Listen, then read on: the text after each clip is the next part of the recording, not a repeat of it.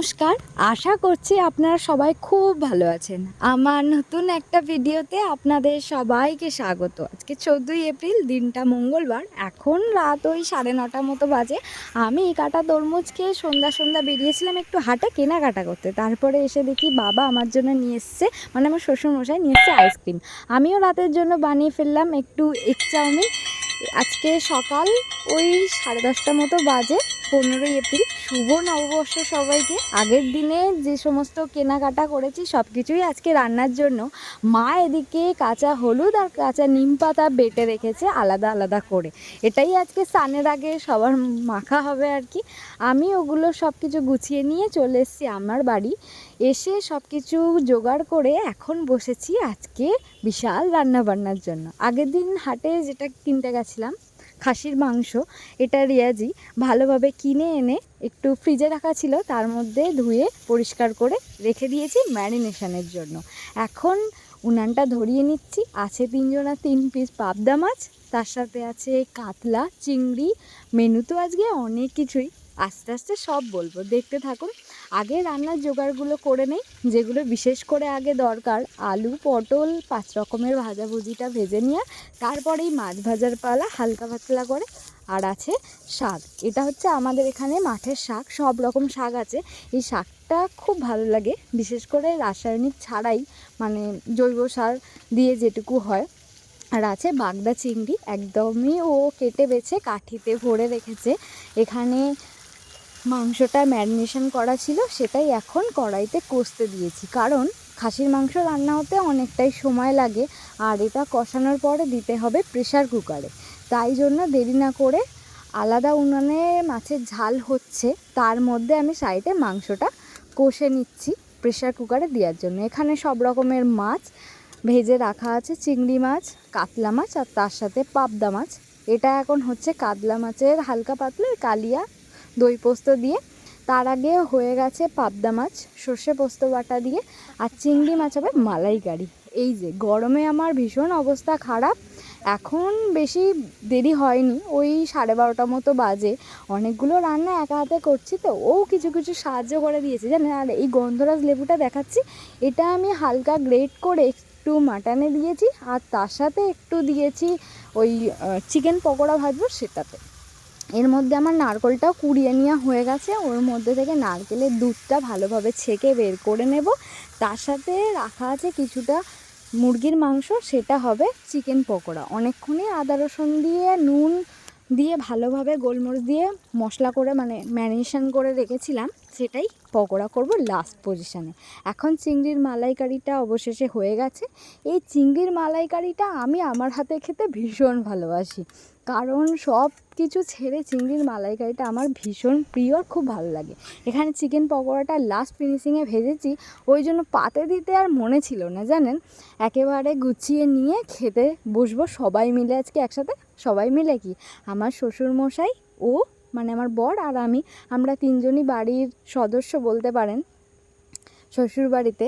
তাই একেবারে রেডি করে, এটা হচ্ছে বাবার থালা, বাবাকেই এরকম করে খেতে দেব, কারণ উনি আমাদের সব থেকে বড় সদস্য বলতে পারেন। আর এটা হচ্ছে চিকেন পকোড়া, যেটা ভীষণ সফট হয়েছে আর ভীষণ জুসি। বাড়িতে আমি এত ভালো চিকেন পকোড়া ভাজতে পারবো সেটা আমার নিজেরই বিশ্বাস হচ্ছে না। বাবা আজকে দোকানে গিয়েছিল, আসার সময় নিয়ে এসছে টক দই। বাবা প্রায় সময়ই 2-1 দিন ছাড়াই এই গরমকালে না টক দই নিয়ে আসে জানেন খাওয়ার জন্য।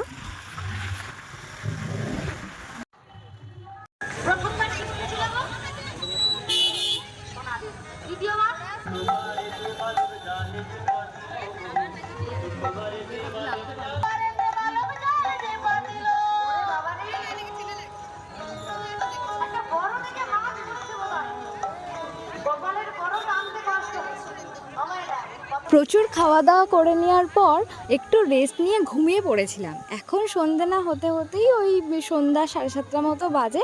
আমি একটু পাশেই পয়লা বৈশাখের মেলা হচ্ছে, সেখানেই চলে আসি। আর এখানে প্রতি বছরই আমাদের মেলা হয়, এটা হয় নেপালগঞ্জেতে বাদামতলা যেটা পড়ে, আপনারা আশেপাশে যারা আছেন তারা তো চিনবেন। এসে না কি ব্যাপার বলুন তো, স্কুলের বন্ধুদের সাথে দেখা হয়ে গেল, যাদের সাথে প্রতিটা দিন কাটাতাম, আজকে তাদের সাথে বহুত দিন পরে দেখা। ওরা আপনাদেরকে হাই জানালো, আপনারাও জানাবেন। ভীষণ ভালো লাগলো জানেন ওদের সাথে কিছুটা সময় কাটিয়ে। চলুন ওদিকে রাধা মাধবের পূজা হচ্ছে, গিয়ে একটুখানি রাধা মাধবকে দর্শন করে আসি আর ওনার থেকে একটু আশীর্বাদ নিয়ে আসি। এখানে এসে ব্রাহ্মণ মশাই তো বসেই আছে চরণামৃত দেওয়ার জন্য, আপনারাও রাধা মাধবকে দর্শন করুন। এখানে খুব সুন্দরভাবে কৃষ্ণের নাম সংকীর্তন চলছে, ভীষণ ভালো লাগছে। প্রতি বছরই মেলাটায় আসি। চলুন আর একটা মেলায় যাওয়া যাক। স্কুল মাঠে অত বড় মাঠে খুঁজতে পারছি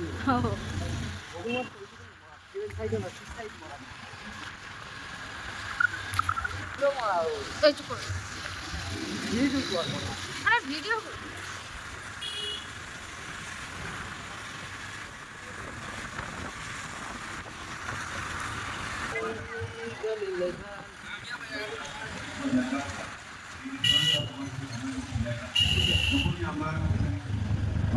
এখন যে মেলাটায় দাঁড়িয়ে আছি সেটা হচ্ছে গড়িয়া বোড়াল যাওয়ার আগে যে নতুনহাট বকুল মাঠটা পড়ে, যেটা আপনাদের আগের দিনকে দেখিয়েছিলাম, পথের পাঁচালীর একটুখানি শ্যুট করা হয়েছে, সেখানেই মেলাটা চলছে। এখানেও প্রতি বছর মেলা হয়, এবারে আছে বিশাল বড় করে কনসার্ট।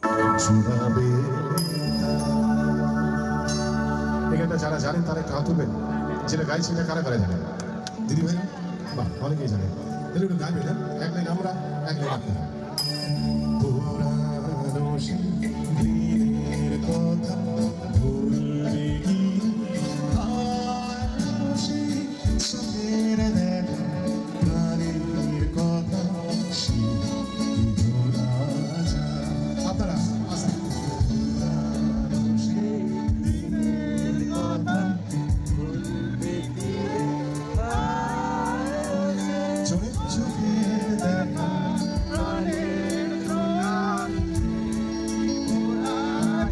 ভীষণ ভালো।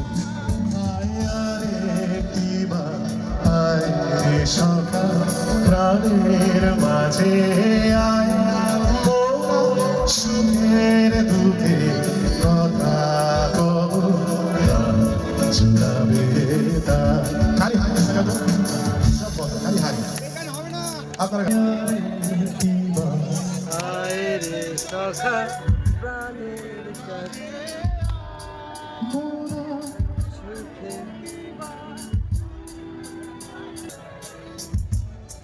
ভীষণ ভালো।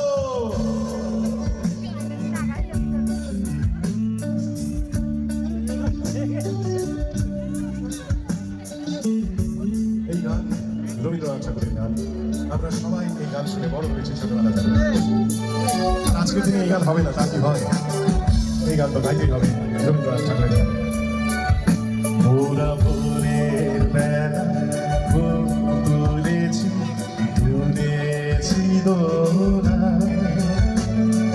বাজিয়ে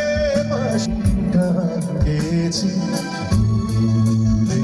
গলা ওরা ভোরের বেলা ফুল তুলেছি তুলেছি দোলা বাজিয়ে বাসি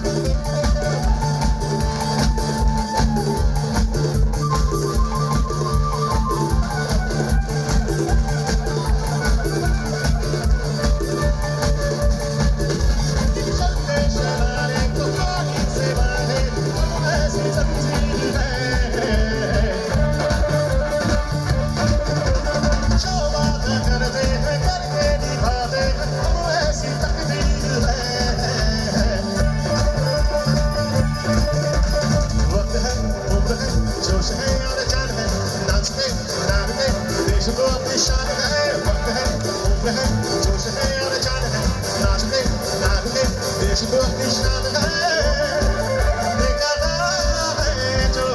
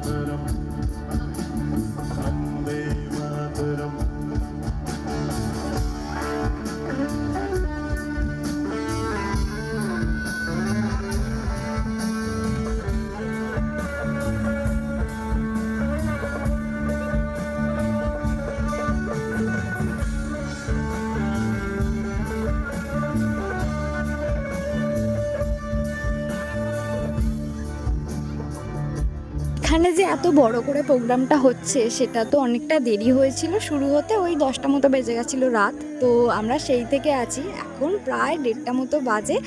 আর থাকবো না, আসি তাহলে, আবার দেখা হবে নতুন কোনো একটা ভিডিওতে। সবাই ভালো থাকবেন, সুস্থ থাকবেন। ভিডিওটা ভালো লাগলে অবশ্যই লাইক করবেন, চ্যানেলটিকে সাবস্ক্রাইব করবেন। আসি।